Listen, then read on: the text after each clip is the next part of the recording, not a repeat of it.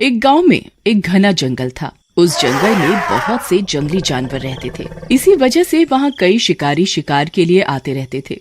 एक दिन उसी जंगल से एक तांत्रिक गुजर रहा होता है। उसके हाथ में एक बोतल होती है जिसमें एक चुड़ैल कैद होती है। ए तांत्रिक, छोड़ दे मुझे, बहुत दिनों से कैद हूँ मैं इस बोतल में, अब तो छोड़ दे, बदले में चाहे तो मुझसे पैसे ले ले।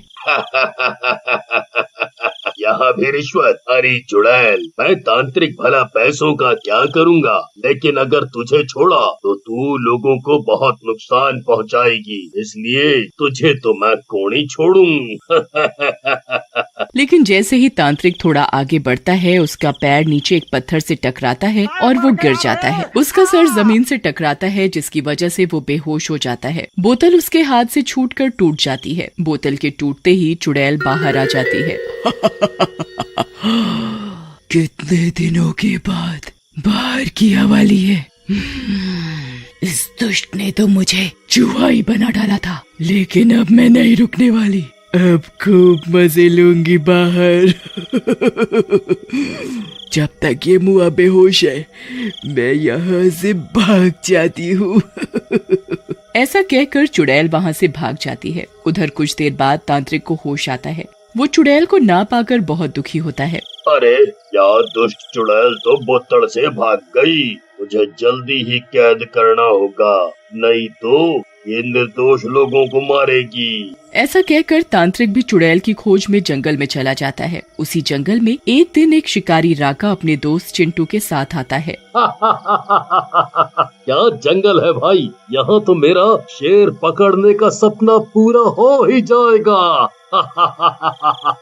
30 साल से 40 साल का हो गया हूँ, लेकिन एक दो जंगली सूअरों के अलावा एक भी ढंग का जानवर नहीं पकड़ पाया। हाँ, बात तो सही करा थोड़ा का भैया, लेकिन हम शेरों को पकड़ेंगे कैसे? वैसे भी आप कमजोर हैं शिकार में। मुझे तुमसे इस तरह के जवाब की उम्मीद थी। चल देख छोटे, मेरा प्लान। ऐसा कहकर राका चिंटू को लेकर एक घनी झाड़ी के पीछे जाता है और एक बड़ा सा पिंजरा दिखाता है। पिंजरा देखकर चिंटू खुश हो जाता है। वाह, मान गए राका भैया, आपके पास तो सचमुच गजबाई दिमाग है। वाह, मजा ही आ गया। अपनी तारीफ सुनकर राका ओवर कॉन्फिडेंस में आ जाता है और बोलता है, छोटे, अभी तो तूने मेरा दिमाग देखा ही नहीं है, अब देख। ऐसा कहकर राका पिंजरे के अंदर एक बकरी बांध देता है और बोलता है, अब इस बकरी के लालच में शेर पिंजरे के अंदर आएगा और फिर जाल में फंस जाएगा। बस छोटे, अब यहाँ से चलते हैं, सुबह देखना अपने भाई का कमाल। फिर राका और चिंटू वहाँ से चले जाते हैं। रात में चुड़ैल वहाँ भटकते हुए आती है। उसे बड़ी जोरों की भूख लगी होती है। कितने सालों से मैंने ढंग का मांस नहीं खाया, ना खून ही चखा है। आज उस तांत्रिक से आजाद होने के बाद भूख भी कुछ ज्यादा ही लग रही है। तभी चुड़ैल की नजर पिंजरे में बंधी बकरी पर पड़ती है। बकरी देखकर वो खुश हो जाती है। लगता है शैतान ने मेरी सुन ली। क्या मस्त बकरी है, इसे खाने में मजा आ जाएगा। चुड़ैल खाने के लालच में पिंजरे के अंदर चली जाती है, लेकिन जैसे ही वो अंदर आती है, पिंजरे का दरवाजा बंद हो जाता है। लेकिन चुड़ैल खाने के लालच में कुछ नहीं देखती और बकरी को मार कर खा जाती है। खाने के बाद चुड़ैल पिंजरे से निकलने की कोशिश करती है। अरे फिर से फंस गई रे, ये क्या हो गया? ये तो पिंजरा है, लेकिन इस जंगल में ये पिंजरा किसने लगाया? ओह, मेरी तो जिंदगी ही खराब है, अब क्या करूं? चुड़ैल पिंजरे से निकलने की कोशिश करती है, लेकिन निकल नहीं पाती और थक कर पिंजरे में ही सो जाती है। अगली सुबह चिंटू पिंजरे के पास आता है। आज कोई ना पकड़ में आया हो, इस झंडू शिकारी का मजाक उड़ाऊंगा, बहुत जान बांटता है। लेकिन तभी उसकी नजर चुड़ैल पर पड़ती है, जिसे देखकर चिंटू घबरा जाता है और चिल्लाने लगता है, राका भैया, अरे मर गए रे, बाहर आओ, देखो क्या पंगा हो गया। चुड़ैल। चिंटू के चिल्लाने की आवाज राका को आती है। ये चिंटू भी ना कुछ भी हो चिल्लाने लगता है। पता नहीं किसे देखकर चुड़ैल चुड़ैल कर रहा है। अरे मेरी बीवी तो घर पर है। चलो चलकर देखता हूँ। ऐसा कहकर राका भी चिंटू और पिंजरे के पास पहुँचता है, लेकिन चुड़ैल को देखकर वो भी डर जाता है। ये क्या है छोटे? ये तो चुड़ैल है। ये कहाँ से आ गई? हमने तो शेर पकड़ने का प्लान बनाया था रे। उन दोनों को देखकर चुड़ैल गुस्से में आ जाती है और बोलती है, सुनो जोकरो, बहुत हुआ चीखना चिल्लाना, अब जल्दी से इस पिंजरे का दरवाजा खोलो ताकि मैं यहाँ से जा सकूं। चुड़ैल को गुस्से में देख वाह चुड़ैल जी, हम दोनों जोकरों जैसे दिखते जरूर हैं, है नहीं? का समझती हो तुम हमका? हम तुमको खोल दें और तुम हम दोनों का चिकन तंदूरी बना दो। वाह! देखो, मैं तुम दोनों की बकवास सुनने नहीं आई हूँ। जल्दी से खोल दो ताकि मैं यहाँ से चली जाऊँ, और मेरा वादा है कि मैं तुम दोनों को कुछ नहीं कहूँगी। चलो खोलो अब। नहीं, अब हम दोनों तुम्हारी बातों में नहीं आने वाले। हम नहीं खोलेंगे तुम्हें। ऐसा कहकर राका और चिंटू वहाँ से चले जाते हैं और अपने तंबू में आकर आपस में बात करते हैं। भैया, इस चुड़ैल को अगर हमने छोड़ दिया तो ये हमें मार डालेगी, लेकिन मेरे दिमाग में एक स्कीम आ रही है। तो इतनी देर से क्यों पहेलियां बना रहा है भाई? अगले साल बोलेगा भाई। आप तो गुस्से में आ जाते हो। पहले सुनो तो सही, मैं कह रहा हूँ कि अब तो पिंजरे में आ ही गई है, क्यों ना हम इसे लोगों को दिखाएं और पैसे बनाएं। वाह छोटे वाह, तेरे 50 ग्राम के भेजे में लाखों का आइडिया आ गया। वाह, गजब आइडिया है, गजब। इसके बाद राका और चिंटू अपने प्लान के हिसाब से चुड़ैल के पिंजरे को जंगल से बाहर निकालकर गांव के किनारे ले जाते हैं और उसकी प्रदर्शनी लगा देते हैं। लोग भी पिंजरे में कैद चुड़ैल को देखने आने लगते हैं और चुड़ैल के पिंजरे के पास खड़े होकर बातें करते हैं। अरे हम तो पहली बार चुड़ैलवा को इतने करीब से देखा हूँ, और वो भी जिंदा। मजा आ गया भैया, मजा आ गया। सही कहा था पोपट भैया, इसको देखने में तो शेर से भी ज्यादा मजा आता है। बस एक ठोक कमी रह गई, ये कुछ करतब दिखा देती तो पूरा सर्कस की फीलिंग आ जाती। उन दोनों की बात सुनकर चुड़ैल को गुस्सा आ जाता है और वो बोलती है, मेरा करतब देखेगा चमगादड़ की शक्ल वाले। एक बार आजाद हो जाऊं फिर दिखाती हूँ तुम्हें करतब। चल फुट यहाँ से। चुड़ैल को गुस्से में देख गांव वाले वहाँ से भाग जाते हैं। धीरे धीरे चुड़ैल के बारे में आसपास के गांव में भी पता चल जाता है और लोग उसे देखने आने लगते हैं और राका और चिंटू की भी खूब कमाई होने लगती है। छोटे, तेरा आइडिया तो काम कर गया। इतना पैसा आ रहा है, ये ले, थोड़ा तू भी ले ले। ऐसा कहकर राका चिंटू को कुछ पैसे देता है, जिसे देख चिंटू बोलता है, बस क्या राका भैया, इतना सा ही? हम तो सोचे थे कि हमें आधा हिस्सा मिलेगा, लेकिन आप तो हमें खाली चिल्लर दिए दे रहे हो। चिंटू की ये बात सुनकर राका को गुस्सा आ जाता है और वो चिंटू को बोलता है, अब तेरी इतनी औकात हो गई छोटे, तो मुझसे पार्टनरशिप करेगा? चल फुट यहाँ से, जितना है उतना रह। राका की बात सुनकर चिंटू उदास मन से वहाँ से निकलता है, लेकिन तभी चुड़ैल उसे बुलाती है। चिंटू भैया, जरा इधर आओ। इस राका के बच्चे ने तुम्हारा अपमान करके ठीक नहीं किया। आखिर आइडिया तो तुम्हारा ही था, उसे ऐसा नहीं करना चाहिए था।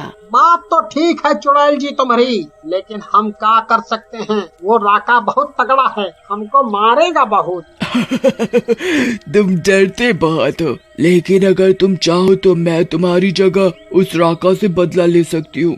बस तुम्हें मुझे आजाद करना होगा। ना बाबा ना, कहीं तुमने मुझे ही मार डाला तो? नहीं, मैं नहीं। मैंने सही समझा तुम्हारे बारे में। तुम तो सचमुच बहुत डरपोक हो। अरे हम चुड़ैलों की भी कोई जुबान होती है। फिर चिंटू बदले की भावना और चुड़ैल की बातों में आकर चुड़ैल को पिंजरे से आजाद कर देता है। देखो चुड़ैल जी, मैंने तुम्हें आजाद कर दिया, अब जाकर राका के बच्चे से मेरा बदला ले लो, जाओ। लूंगी मेरे छोटे, पहले तेरे से तो निपट लूं।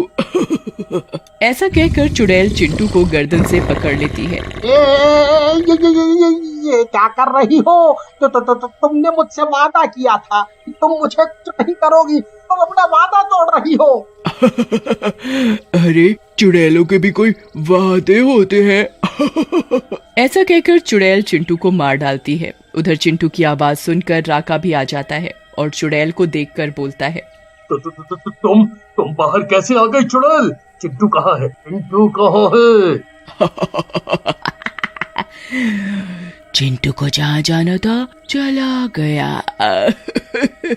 अब तो जब भी उसके पास भेज देती हूँ, बहुत पैसा कमा रहा था मेरी नुमाइश करके। ऐसा कहकर चुड़ैल राका को भी मार डालती है। मजा आ गया आजाद होकर। अब बताऊंगी उन लोगों को जो मुझे देखने आ रहे थे। ऐसा कहकर चुड़ैल वहाँ से गांव चली जाती है और लोगों को मारने लगती है। चुड़ैल की खबर तांत्रिक तक पहुँच जाती है और वो भी गांव पहुँचता है। बस दुष्ट चुड़ैल, बहुत हो गया, अब तू ना बचेगी। पिछली बार तुझे कैद करके गलती करी थी मैंने, आज ये गलती नहीं करूँगा। तू मारेगा मुझे? हाँ? तांत्रिक उसकी एक नहीं सुनता और उस पर शिवजी की भभूत डाल देता है, जिससे वो चुड़ैल वहीं जलने लगती है। अरे मर गई रे तांत्रिक, ये क्या डाल दिया तूने मुझ पर? तेरा नाश मिटे। कुछ ही पल में चुड़ैल जलकर राख हो जाती है। खमीरपुर नाम का एक छोटा सा गांव था। गांव से शहर की तरफ जाने वाला रास्ता काफी खराब था, जिसके कारण गांव के लोगों को शहर जाने के लिए काफी दिक्कत उठानी पड़ती थी। एक रोज गांव के मुखिया जी ने सरकार से गांव की खराब रोड को ठीक करने की अपील की। फिर क्या था, सरकार के द्वारा उस रोड को ठीक कराने का काम जल्द ही शुरू हो गया। एक दिन की बात है, गांव में रहने वाला चंपक अपनी सब्जी से भरा ठेला लेकर शहर की ओर जा रहा होता है कि तभी उसे बीच रास्ते में रोड रोलर खड़ा मिलता है। भाई रोड रोलर वाले, तने की अपना रोड रोलर साइड में तो लगा दो। वो क्या है कि हमका शहर में सब्जी बेचने जाने को देरी हो रही है। ओहो, ऐसे तो गांव के इस रास्ते को ठीक करना बड़ा ही मुश्किल हो जाएगा। कभी सब्जी वाला आ जाता है तो कभी मछली वाला। लो भैया, कर लेते हैं अपना रोड रोलर साइड में। जाइए, आप ही पहले निकल जाइए, हमारा क्या है, हम तो लगे रहेंगे रात तक काम करने में। तभी वहाँ इंजीनियर साहब आते हैं और रोड रोलर चलाने वाले महेंद्र से कहते हैं, महेंद्र, ये क्या, 2 दिन हो गए गांव के इस रास्ते को ठीक करते हुए, पर अभी तक काम वैसे का वैसा ही है। सरकार की ओर से ऑर्डर है कि गांव के रास्ते को जल्द से जल्द ठीक किया जाए। इसके लिए अब तुम्हें दिन के साथ साथ रात में भी काम करना होगा। मगर मालिक, अगर मगर मैं कुछ नहीं जानता। तुम्हें इस रोड का काम जल्द से जल्द खत्म करना होगा, और अगर ऐसा नहीं कर पाए तो तुम अपनी नौकरी से हाथ धो बैठोगे। हाँ। काफी रात हो गई थी।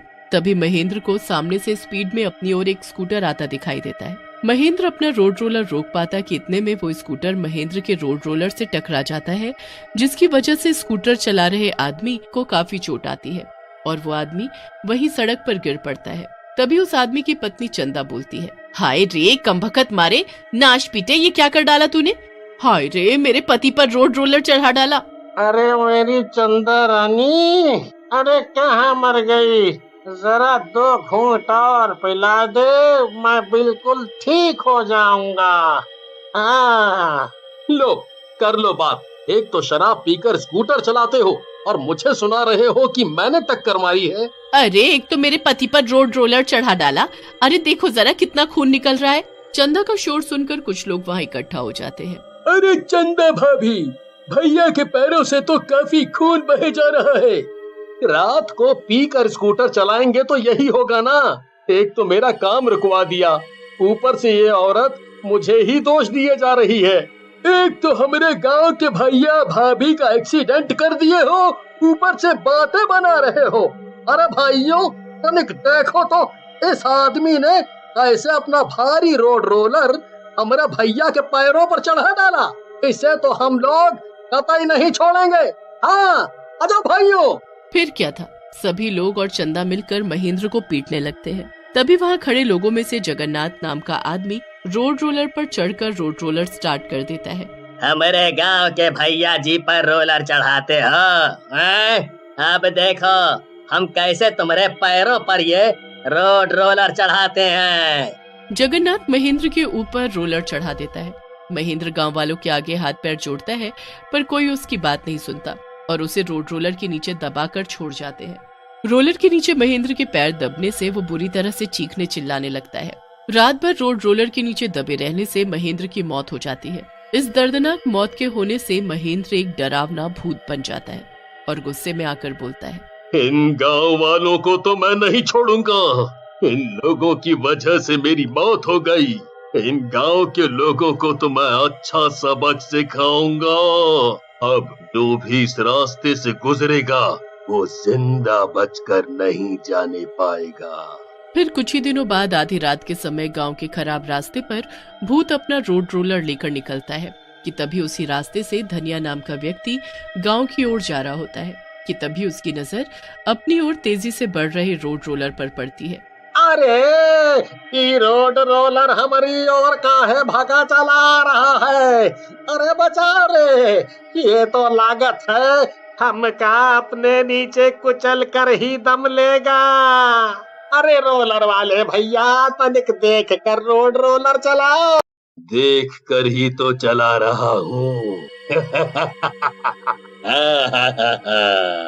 अब आएगा असली मजा जब मैं तेरी चटनी बनाऊंगा।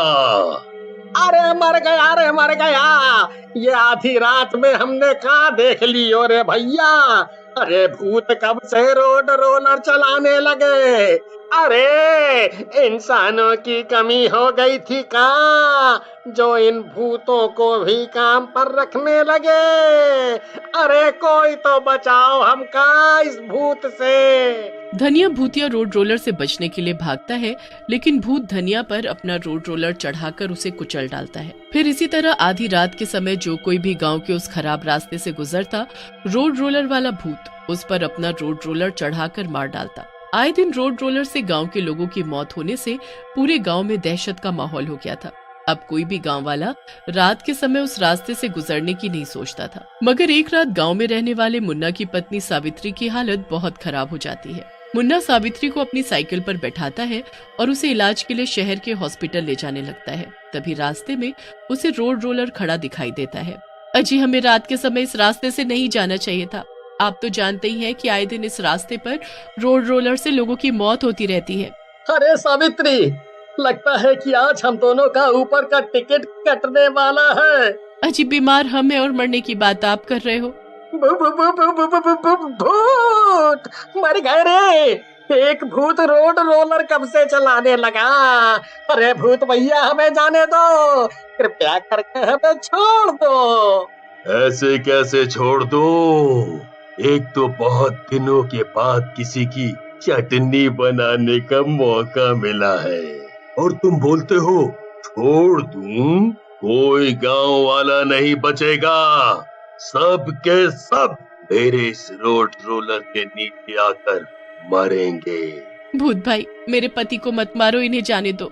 इनकी जगह आप मुझ पर अपना ये रोड रोलर चढ़ा दो। वैसे भी मैं बहुत बीमार हूँ, मुझे कब क्या हो जाए कुछ नहीं पता, इसलिए आप मुझे ही मार डालो। ये कैसी बातें करती हो पत्नी जी?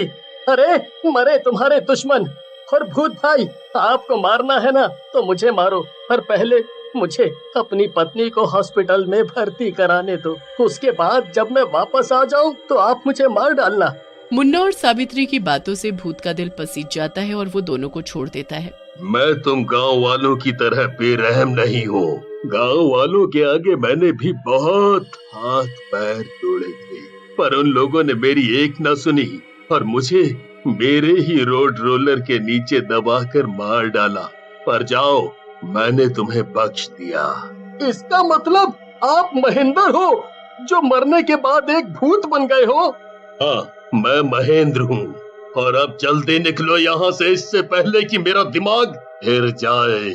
अगली सुबह मुन्ना गांव के लोगों को भूतिया रोड रोलर वाली सारी बात बताता है। फिर क्या था, जगन्नाथ तांत्रिक को लेकर आता है और गांव वालों के साथ मिलकर उस भूत को बंदी बनाने के लिए चल पड़ता है। तांत्रिक गांव के खराब रास्ते पर खड़े होकर मंत्र पढ़ता है कि तभी भूत अपना रोलर लेकर तांत्रिक की ओर बढ़ता है। वाह जी वाह, आज तो लगता है पूरा गांव ही मरने के लिए आ गया है।